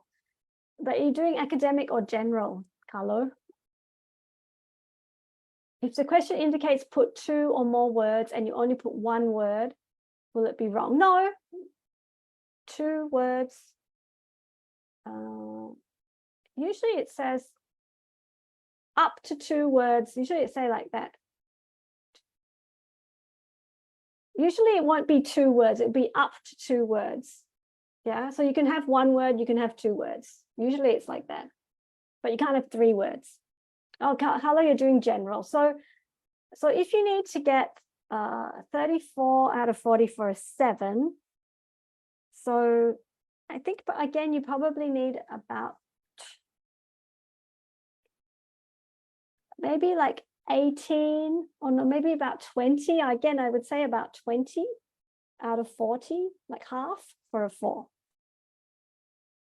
Okay, so now let's answer the question. So just say you've skimmed. What do you do when you skim? You roughly work out what each paragraph's about. So later on, you can zoom into where it will be. But these questions, we know they're in order. So it's not, yeah. So we know the first one will be near the top. Aboriginal Australians are descended from the inhabitants of Africa. So it's somewhere near the top, right? Modern humans ventured out of Africa some 80,000 years ago, while the ancestors of Aboriginal were part of this migration. So is it true, false, not given? What's the answer? Yeah, it's true. It's true because it means the same thing. They're descended from inhabitants of Africa. So the ancestors were part of this migration out of Africa. So this one is true. Yep. So the next one will be further down. Ancestors settled in Australia about 80,000 years ago. So what are the key words? Settled Australia 80,000 years ago. So it'll be a bit further down. Aboriginal Australians arrived in a single migration at least 50,000 years ago. 80,000, 50,000, not the same. Arrived, settled, it's kind of the same meaning, a synonym. So that one is false. Notice they try to trick you up here with this 80,000, but it's not the same thing. That's when they left. Yeah. Okay, so that's here. So next one, Aboriginal Australians are most genetically diverse. Okay, so it's going to be, again, a bit further down. Greater genetic diversity between Aboriginal people living in east and west of Australia. Also here, genetically diverse race in the world. So here we say greater genetic diversity between Aboriginal people living in east and western Australia than there is between more culturally diverse races like Indigenous people of Siberia and North America. But are they talking about the whole world? No, right? So is there anything, does it say that they are the most genetically diverse? Only the east and west. So this is an example of not given. We can't find the information here. Yeah, not given is a bit tricky. So that's just a little taste of how that kind of question works, but you do need to practice. So in the reading test, it's all about synonyms. So settled and arrived, they're kind of the same meaning there. Careful for these, what they call distractors, which I call tricks. Genetic diversity and culturally diverse does not mean the same thing, even though diverse is there. So be careful. So with the reading test, you need to, there are different strategies and different techniques. So some people suggest that you quickly read the questions first, so you roughly know what the questions are going to be about. Then you skim the whole text, so you get a map where the information is. You can underline the important words. Always check, like we just said, the number of words that you can use. If there are like complicated words in the passage, usually the questions are not about those. Don't get stuck on a question, keep moving forward. And if you really don't know, just guess. Yeah, so never leave an answer blank. So that's the reading test. All right, so we've gone a little bit long. We still have time for questions, don't worry. But just to summarize, we've covered a lot of ground, 4 tests within these 2 hours. That's a lot. Please start practicing now. Just do a little bit every day to build up your skills. And then on top of that, try to bring a lot of English into your life, as I keep saying. So of course you have to choose which test you're going to do. I think we understand the scoring better now. You can look out for courses. If you think you really need a structured course, if you go to the IDP website for your country, you'll find affiliated courses there.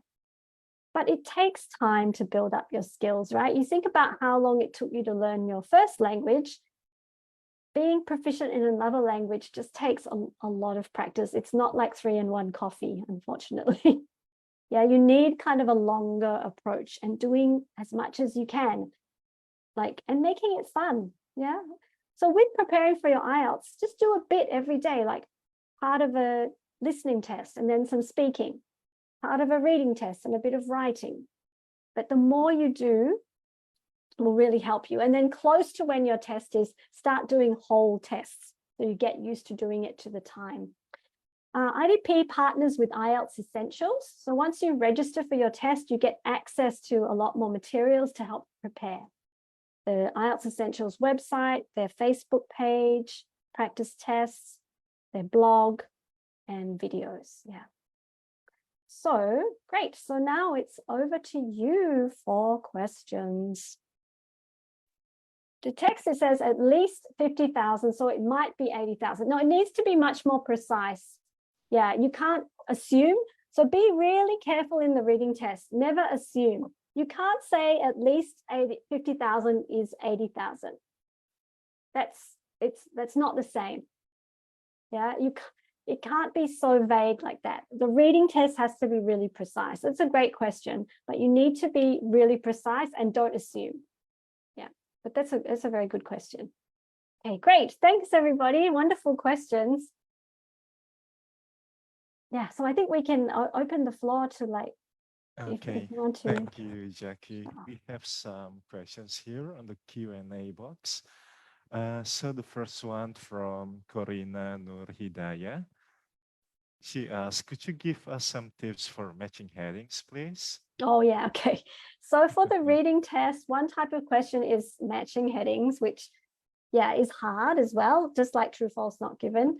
Okay, so what I suggest, the way I always do it is, so what you have to do is you're given these headings, different headings, usually more headings than the paragraphs in the passage. And each paragraph is numbered or has a letter. So you have to say, just say paragraph 1 is A. You have to match which heading goes with that. So read the whole thing first, so skim it and think to yourself, what is each paragraph about? The main theme for each paragraph. Then I try to do the first paragraph, but usually I can't get the heading for the first one because usually the first paragraph is like an introduction. It's not, so it's more general. So usually if I can't get it quickly, I go to the next paragraph, so that like paragraph maybe 2, 3, 4, or even 3, 4, 5, for example, it's easier to get those because usually they're more specific. And it can't be like what one line is about. You have to think what the whole paragraph is about. And you often have to do it by elimination. So it's not that one, it's not that one, or maybe it's that one or that one, like that. So often it's eliminating. But usually I can't get the first paragraph and I can't get the last paragraph. The ones in the middle are easier to start with. Then once you get those, then the others become easier. Yeah, but those are kind of tricky as well. Yeah. Okay. Thank you. Okay, thank you, Jackie. And here we have a couple of participants asking for questions. They raised their hand. Is that okay if I allow them to talk? Yes, Jackie? please Thank go ahead. you. Okay, so for the first one, please, Miss Deborah. You may unmute your mic and ask your question.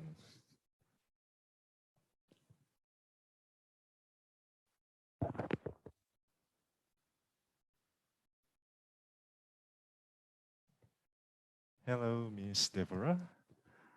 Are you there? Okay, I guess Okay, we never will mind. We skip can the do next another one. Jackie. She put her hand down, so.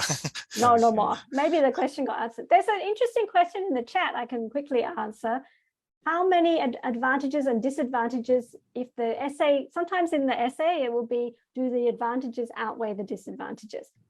Really like a rule of, there's no rule, but probably at least 2, but I always think 3 is good. So if you say there are more advantages, try to have 3. And then at disadvantages, you'd have 1 or 2. Yeah, I think 3 is always a magic number. Yeah. And there's questions about true, false, not given is always in order. So question 1 will be near the top. Question 2 will be a bit further down. Okay, sorry, is there another live question? Thank you. There is another participant. I'm sorry if I mispronounce your name. Yeah, Girly Opdamin, please. You can ask your question directly to Miss Jackie. Hello.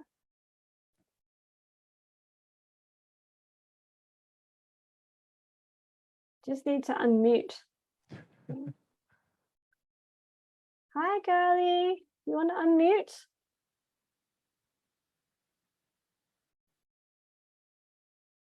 Okay, I guess we'll just pass to the next question. Yeah, Jackie. Everyone's very shy. You're even shyer than I am. So there's a question here in the chat. If the answer is singular, but if my answer is singular, the correct answer is plural, unfortunately, you won't get the mark. That's why we have to listen for the like problems. Yep. How many essays should you practice before? You should do as many as you can. Sorry, go. Sorry. Yes. Okay, Jackie, we have some questions from the chat box as well. Oh, there's a question, something in the chat that they can't unmute. Maybe we have to give them permission. I see. Oh, here we have Suzette. Okay, Suzette, please, you may ask your question now. Okay. Hi, good day, everyone. Hi. I just need a clarification. Do we need to use a pencil or a ball pen? Okay, so all the stationery will be provided for you, so you don't have to bring anything, and it's usually a pencil. Yeah, but that's standard, is usually a pencil, and they'll give you a eraser as well. Yeah. So technically a pencil, and we can do the erasures with the use of the eraser instead of us doing the open and close parentheses or scratching it. Am I correct? Yeah, you can do that, but even if you cross it out, you do it, it's fine as well.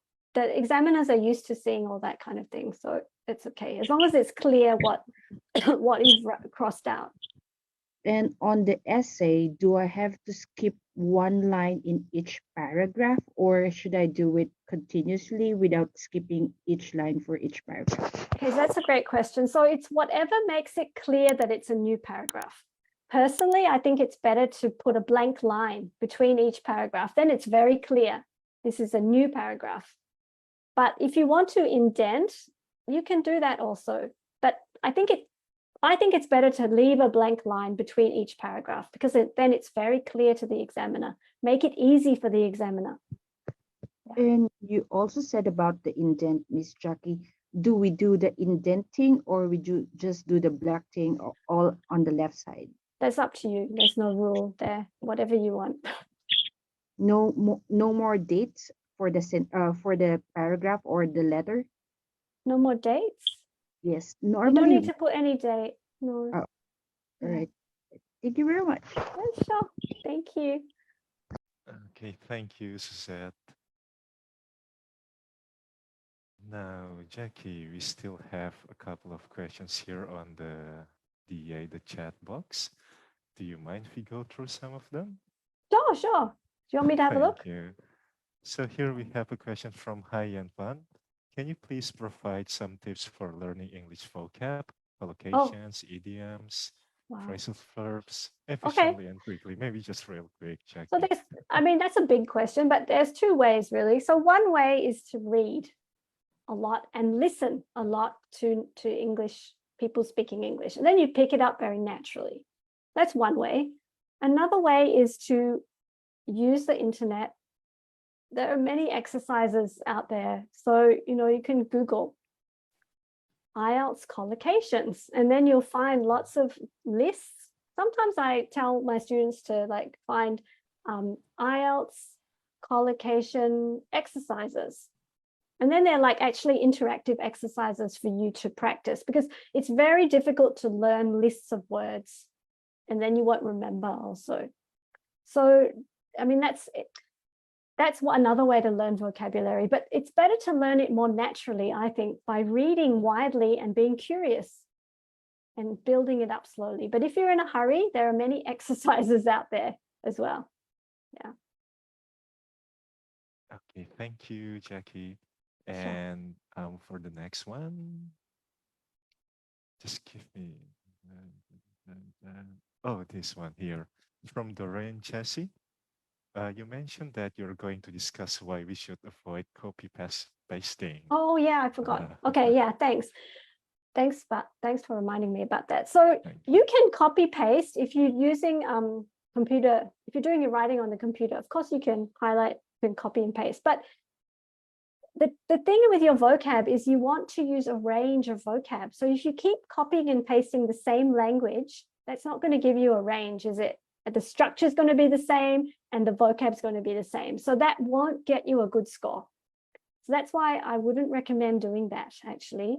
You want to have a range of different types of sentences and a range of different types of vocabulary. So I wouldn't use your copy paste. It doesn't really help you.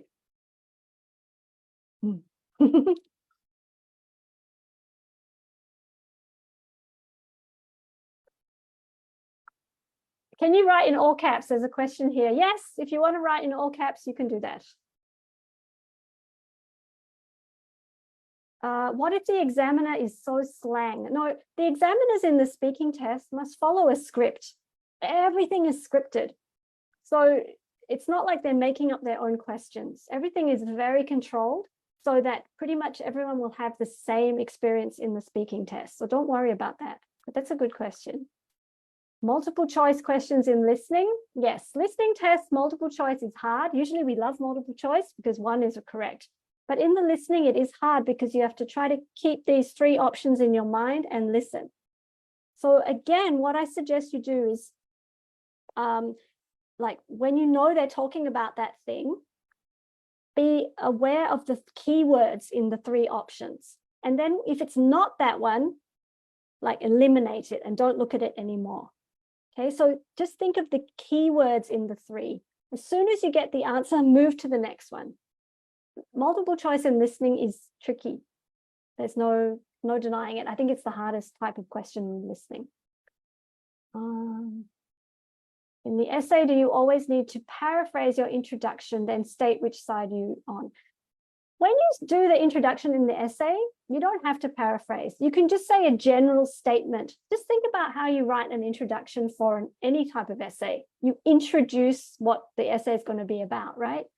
So that's what you can do. You can do a general statement. Or if you don't have time or you don't know how to do it, you can just paraphrase. And if it's an opinion essay, you should put your position. But if it's just a discussion essay, you don't put your position. Yeah, you can just introduce the topic. For the writing on computer, you don't need to save. It's saved automatically. So don't worry about that. On the practice test, the answer said tire, but I answered tire. Okay, if you spell American, tire for a car, T-I-R-E, T-Y-R-E, it shouldn't matter in the real test because they accept British and American spelling. If you can't finish both tasks in the writing, it will affect your score. You must answer both questions. It will pull it down, but it really, I can't say what will happen because it depends how well you did one of them. But please try to do both of them nicely. Yeah, don't think, oh, I'll just do this one quickly so I can do this properly. It will affect your score. Yeah. Computer-based, you will be given scrap paper with pencil. Why is IELTS so expensive? That one, I think the team might have to answer that one. I think it's very hard to administer the test. There's a lot that goes on with the marking. It's a huge undertaking. So I think that's why it's expensive. 3 answers from 6 choices. That one. Movies or TV? Movies or TV to practice sentence structure. I don't know if I'd recommend that for practicing sentence structure. Movies and TV is very good for practicing your listening. You can use it to practice pronunciation. If you want to work on sentence structure and grammar, I'd probably look for something a bit online that's a bit more structured, like grammar exercises. Is there a saved draft? So when you do your computer writing, it just saves it as you go on, but you can keep changing it. Do you need to dress up for the speaking? You can wear whatever you like. But, you know, if it makes you feel more confident to dress up, then yeah, sure, dress up, but you don't have to. In speaking, how will you answer if you don't have any idea about the topic?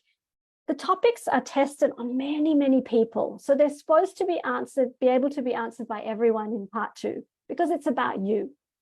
So of course, you might get something that you're not so familiar with. So nowadays, like one of the topics is talk about a book that you like. And many people don't read anymore. So if you get that question, you still have to try.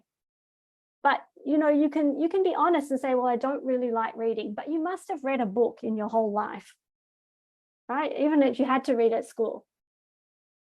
Yeah, so it's true, there's a little bit of luck in it, but you just have to, the questions are designed so that everyone should be able to answer them. Can we actually write examples in writing tasks to, oh, okay, so giving surveys or statistics in the essay, you don't need to do that.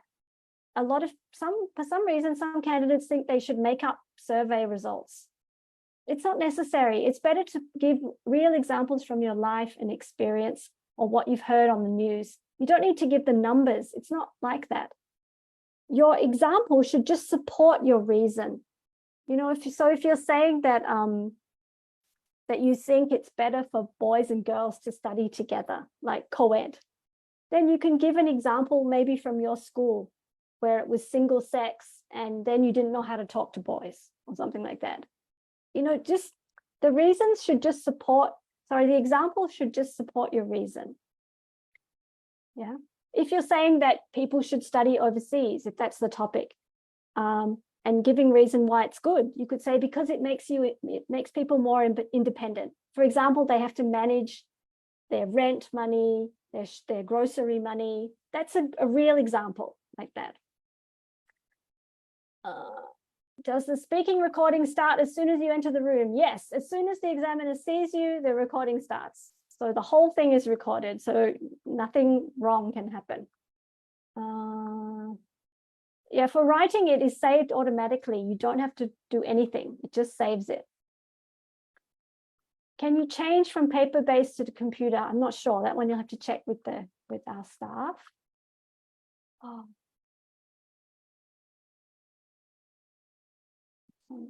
Okay. I think we've got so many questions. We're running out of time. What shall we do, team? I know I don't want to keep everyone too late because I know we're supposed to be finishing soon. Okay. Should Jackie, we just, thank you very much. Yeah, should we for just pick answering one those more to questions. answer? One more should be One good. last one? Okay. Last one. I don't know.